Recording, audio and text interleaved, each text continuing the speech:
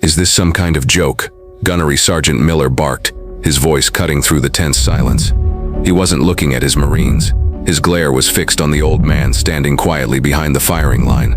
"Do you even know where you are, old man?" Dean Peters, 82 years old and dressed in worn jeans and a faded work shirt, did not react. He held a long cloth-wrapped object in his hands, his posture relaxed but his eyes sharp. They missed nothing. He watched the flags on the range, each one telling a different story, a symphony of chaos that the young Marines' advanced equipment couldn't decipher. "This is an active live-fire range for force reconnaissance snipers," Miller continued, stepping toward him. Miller was the archetype of the modern warrior, chiseled, confident, and draped in the latest tactical gear. His ballistic computer was strapped to his wrist, a piece of technology worth more than the car Dean drove. "Civilian presence is strictly prohibited. I need you to leave." Now, Dean's gaze drifted from the windswept terrain to the gunnery sergeant. His eyes were pale blue, the color of a winter sky, and held a depth that seemed to absorb Miller's aggression without reflecting any of it back. "The wind is tricky today," Dean said, his voice a low, calm rumble. "It's not just one wind, it's three." Miller let out a short, incredulous laugh. A few of the younger Marines shifted uncomfortably. They had been at this all morning, their state-of-the-art Kestrel wind meters giving them conflicting readings, their ballistic solvers spitting out firing solutions that proved useless time and time again. The target, a small steel silhouette at over 1,700 yards, might as well have been on the moon. The exercise was designed to push them to their limits, to simulate the impossible shots required in the mountains of Afghanistan or the vast deserts of Iraq. Right now, the impossible was winning. 3 wins, right, Miller scoffed, crossing his arms. "Listen, Pops, I appreciate the folk wisdom, but we have equipment for that. We're dealing with Coriolis effect, spin drift, and barometric pressure that changes every 5 minutes. It's a little more complex than holding up a wet finger." Dean offered a simple, non-confrontational shrug.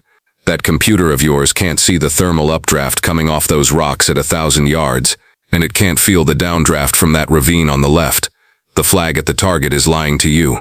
It's showing a left to right, but the valley is funneling a current in the opposite direction just this side of it. You're trying to solve one problem, but the bullet has to fly through 3.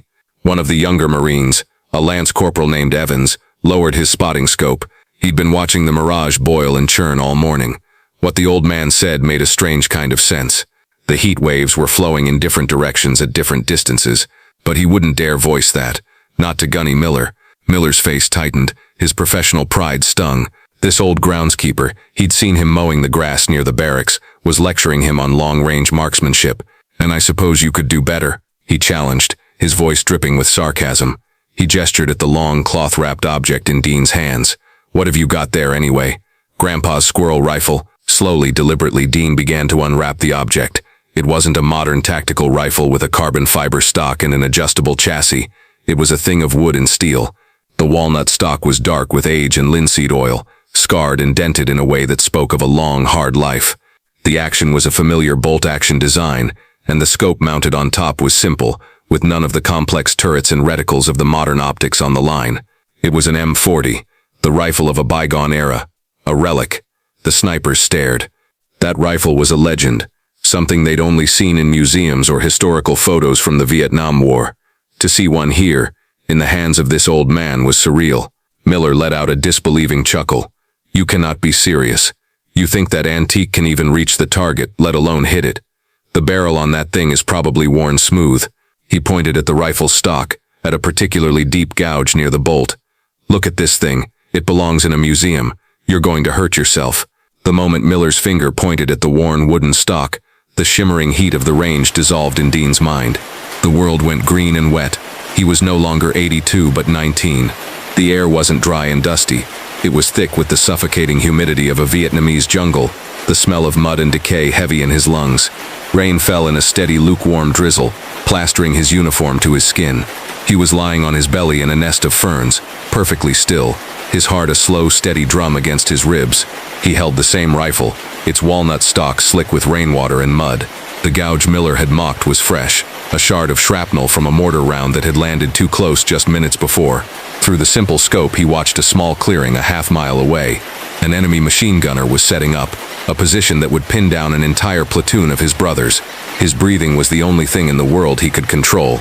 He let half a breath out and held it, the crosshairs settling. The wind, even here, was a liar, swirling through the triple canopy jungle. But he didn't need a flag.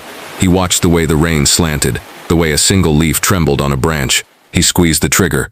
The memory ended with the quiet thud of the suppressed shot, a sound swallowed by the jungle. Back on the range, the sun beat down. Dean's eyes refocused on Gunnery Sergeant Miller. The old man's expression hadn't changed, but something in his presence had settled, become heavier. He had heard the mockery, but it didn't land. The rifle was not a museum piece. It was a part of him. Lance Corporal Evans watched the entire exchange, a knot of unease tightening in his stomach. He was a good Marine. He respected the chain of command. But he also respected his elders, and the gunnery sergeant's blatant disrespect felt wrong. More than that, there was something about the old man, a flicker of recognition in the back of his mind. He'd seen him around the base for years, always quiet, always keeping to himself. But he'd also heard stories, whispers from the old salts at the armory, legends about the quiet groundskeeper who used to be somebody. Miller was now fully committed to his course of action. His own failure on the range had curdled into anger, and Dean was the perfect target. "I am not going to ask you again, sir. This is a restricted area. You are a civilian, and you are creating a safety hazard. Put that weapon down and step away from the firing line." Evans knew he had to do something. He couldn't confront the gunny directly, but he could make a call. "Gunny," he said, standing up. "My spotting scope's reticle is swimming. I think the nitrogen seal broke from the heat. Permission to take it to the repair shop at the armory." Miller, distracted and annoyed, waved a dismissive hand. "Whatever, just get it fixed. We're not packing up until we hit this target." Evans grabbed his scope and jogged away from the firing line, his heart pounding. He didn't go to the repair shop. He ducked behind a line of Humvees, pulled out his phone, and found the number he was looking for. The phone rang twice before a gravelly voice answered. "Armory, Master Gunnery, Sergeant Phillips speaking." "Master Guns, it's Lance Corporal Evans, from Charlie Company." "Evans, what can I do for you? Don't tell me you broke another $30,000 scope." "No, Master Guns. I'm out at Whiskey Jack Range with Gunny Miller's team." Evans lowered his voice, glancing back toward the firing line. "You're not going to believe this. Gunny Miller is tearing into that old guy who helps tend the grounds. The quiet one." There was a pause on the other end of the line. "The old man with the limp, that's him. But Master Guns, he brought a rifle with him. An old M40, and the gunny is about to have him arrested for trespassing." Evans hesitated. He called him Dean Peters. The silence on the other end of the line was sudden and absolute. It stretched for a full 5 seconds. When Master Gunnery Sergeant Phillips spoke again, his voice was completely different. It was tight, urgent, and stripped of all its earlier gruffness. "Son, are you telling me that Dean Peters is on that range right now?" "Yes, Master Guns." "Stay right there, Evans. Do not, under any circumstances, let Gunny Miller put a hand on him.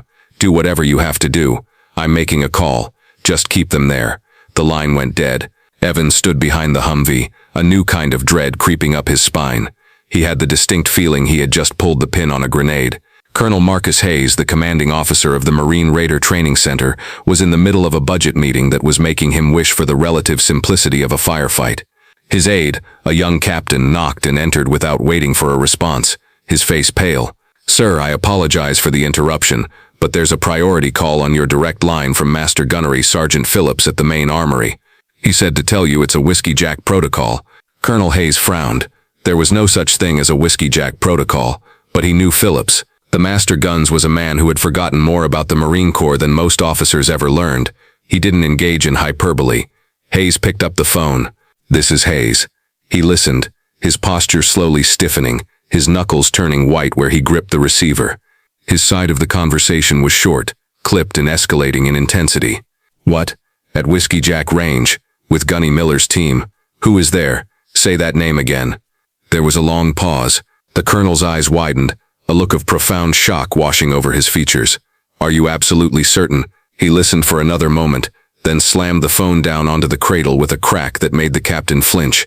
He stood up, his chair scraping loudly against the floor. The budget meeting was forgotten. "Captain," he barked, his voice a low command that brooked no argument. "Get my vehicle, now. Tell the base sergeant major to meet me at the front entrance in 2 minutes. We are going to Whiskey Jack Range. Lights and sirens all the way." Back at the range, Gunnery Sergeant Miller had reached his breaking point. The old man's placid refusal to be intimidated was more infuriating than any argument. "That's it. I'm done with this circus," Miller declared, his voice rising. He took a step closer to Dean, invading his personal space. "Sir, I am giving you a direct order to vacate this military installation. If you refuse, I will place you under apprehension myself and have the MPs escort you to a holding cell." To emphasize his point, he reached out and placed a firm hand on Dean's shoulder, intending to guide him away from the firing line. "You are interfering with a live fire exercise and endangering my Marines. We're done talking." Dean didn't move. He didn't even flinch. He simply looked at the younger Marine's hand on his shoulder, then up at his face. The look in his eyes was not anger, not fear. It was something closer to pity. A profound, weary sadness. That was when the first siren cut through the air. It started as a distant wail, a sound so out of place on the remote range that everyone stopped. All heads turned toward the long dirt road leading from the main base. A plume of dust was rising, growing larger by the second. It wasn't one vehicle. It was a convoy. 2 black command Humvees and a military police cruiser, their lights flashing silently in the bright sun, were speeding toward them at a pace that tore up the road. The convoy screeched to a halt just yards from the firing line, doors flying open before the vehicles had fully stopped. The first man out was Colonel Hayes, his uniform immaculate, his face a mask of cold fury. Following right behind him was the base sergeant major, a man who looked like he had been carved from granite. The entire range went deathly silent. The snipers who had been watching the confrontation between their gunny and the old man snapped to attention. Gunnery Sergeant Miller froze, his hand still on Dean's shoulder, a look of utter confusion and dawning horror spreading across his face. He had been in the Corps for 15 years and had never seen the base commander and the sergeant major arrive anywhere, let alone a firing range, with such speed and intensity. Colonel Hayes ignored Miller completely. His eyes were locked on Dean. He strode forward, his boots crunching on the gravel, stopping directly in front of the old man. He looked at Miller's hand on Dean's shoulder, and his eyes narrowed to dangerous slits. Miller snatched his hand back as if he'd been burned. Then, the unthinkable happened. Colonel Hayes, a full-bird colonel in command of the most elite training facility in the Marine Corps, snapped to the sharpest, most breathtakingly precise salute Miller had ever seen. His back was ramrod straight, his arm locked, his gaze one of pure, unadulterated respect. "Mr. Peters," the colonel's voice boomed across the silent range. "Sir, I apologize for the conduct of my Marines. There is no excuse for the disrespect you have been shown here today." A collective, silent gasp rippled through the line of young snipers. Their gunnery sergeant looked like he had been turned to stone. His jaw was slack, his face ashen. He had gone from being in complete command to being the object of a colonel's wrath in less than 30 seconds. The sergeant major walked over to Miller and spoke in a low, terrifying whisper. "Gunnery sergeant, what in God's name did you think you were doing?" Colonel Hayes held his salute until Dean gave a slow, almost tired nod. Only then did the colonel drop his hand. He turned to face the stunned group of snipers. His voice was cold, hard, and carried the weight of command. "Marines," he began, his voice leaving no room for misunderstanding. "You have been failing this test all morning because you believe the technology hanging off your rifles makes you marksmen. You have been humbled by a mile of air, and in your frustration your leader chose to aim his disrespect at a man whose boots he is not worthy to polish." He gestured toward Dean. "For your education, allow me to introduce you to the man you have been disrespecting. This is Chief Warrant Officer 5 Dean Peters, retired. He quite literally wrote the doctrine on high angle and extreme crosswind shooting that you are all failing to apply. In Vietnam, they didn't have names for the enemy snipers, but the enemy had a name for him. They called him the Ghost of the A Shau Valley." The colonel's eyes swept over the young faces, each one now a mask of awe and shock. "Mr. Peters holds the 3rd longest confirmed kill in Marine Corps history. A shot he made in a monsoon, with winds that would make today look like a calm breeze. And he made that shot." The colonel paused, letting the words land with maximum impact, "with the very rifle your gunnery sergeant just called a museum piece." He turned back to Dean. "Mr. Peters." "Sir, would you do us the honor of showing these men how it's done?" Dean nodded slowly. He walked to the empty firing position, not with the brisk efficiency of the younger Marines, but with a slow, deliberate economy of motion. He lay down on the mat, settling in behind the old M40. He didn't use a bipod. He rested the rifle's forestock on his battered old rucksack. He took a few moments, just breathing, his eyes scanning the entire length of the range. "Your computers are looking for data," he said, his voice calm and instructive, speaking to the silent Marines. "You need to look for signs. See that shimmer over the rocks at 1,000 yards? It's flowing right to left. That's a thermal. But look at the grass on that berm at 1,500. It's barely moving, and it's leaning toward you. The wind is rolling back on itself there. The flag at the target is all the way in the back. catching the main current. It's a head fake. You have to aim for a window in the wind. He made a few quiet clicks on his scope's elevation and windage knobs. They were simple, confident adjustments based on a lifetime of observation. He settled his cheek against the worn wood of the stock, a position he had held thousands of times before. He took a deep breath, let half of it out, and the range fell utterly silent. The crack of the old M40 was sharp, a nostalgic sound from a different war. Every spotting scope on the line was now trained on the distant target. For a long, breathless 2.5 seconds, there was nothing but the sound of the wind, and then, faint but unmistakable, a sound returned across the mile of shimmering air. The perfect ringing sound of a copper-jacketed bullet striking hardened steel. A dead center hit. A wave of spontaneous applause and cheers broke out from the young Marines, a release of the morning's tension and a show of pure respect. Colonel Hayes just shook his head, a small, admiring smile on his face. He then turned that face, now cold again, toward Gunnery Sergeant Miller. "Gunnery Sergeant," he said, his voice dangerously low, "your arrogance has blinded you to your duty. Your primary duty is not just to be a good sniper, but to make more of them. You had a living legend, a resource beyond price, standing right here, offering you wisdom for free, and you treated him like a trespasser. You have failed." Miller stood rigid, his face a mess of shame and regret. "Sir, no excuse, sir." "There is no excuse," the colonel confirmed. "You and your entire team will be reporting for 1 week of remedial training in wind estimation and fieldcraft. Your instructor will be Mr. Peters, if he is gracious enough to accept the task." Dean pushed himself up from the ground, his old joints protesting quietly. He walked over to Miller, who couldn't meet his gaze. He placed a gentle hand on the younger Marine's shoulder, the same one Miller had grabbed in anger moments before. "The gear helps," Dean said quietly, his voice devoid of any triumph. "But it doesn't replace what's in here." He tapped his temple with a weathered finger. "The wind doesn't care about your computer, Gunny. It just is. You have to learn to listen to it, not just measure it." As Dean held the old rifle, its weight familiar in his hands, another memory surfaced, brief and warm. He was a young corporal, barely 20 years old. A grizzled master sergeant, a veteran of the chosen reservoir, was pressing this very rifle into his hands. The stock was newer then, the bluing on the barrel darker. "She's not fancy, son," the old-timer had said, his voice raspy. "She's heavy, and she'll kick you if you don't hold her right. But she'll never lie to you. The wind, the heat, the jungle, they'll all lie to you. You just have to learn her language, learn to trust what she's telling you." The rifle wasn't just a tool, it was a legacy, a piece of wisdom passed from one generation of marksmen to the next. In the weeks that followed, the atmosphere at Whiskey Jack Range was transformed. Every morning, an elite team of Marine snipers, including a deeply humbled Gunnery Sergeant Miller, sat on the dusty ground in a semicircle. They weren't behind their high-tech rifles, they were listening.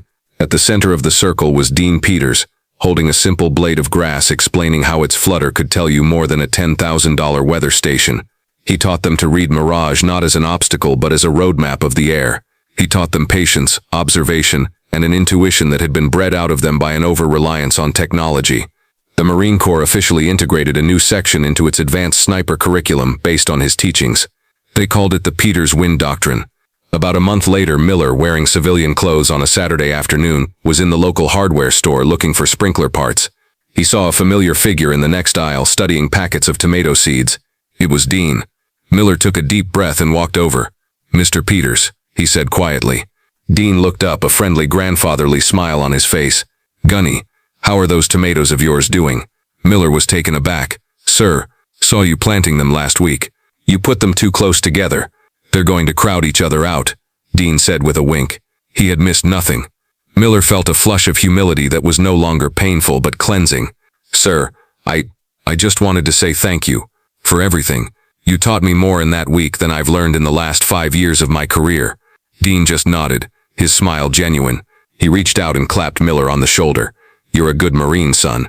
You were just trying to read the book instead of the weather." He held up the seed packet. "It's all about paying attention to the little things." He turned to go, then paused. "Just keep listening, son. Just keep listening." Miller watched him go, a quiet old man who had reminded an entire generation of warriors that the most powerful weapon is not the one you hold in your hands, but the wisdom you hold in your head. If you were inspired by Dean Peters' story of quiet courage and timeless wisdom, hit that like button, share this video with someone who needs to see it, and be sure to subscribe to Veteran Valor for more stories of America's unassuming heroes.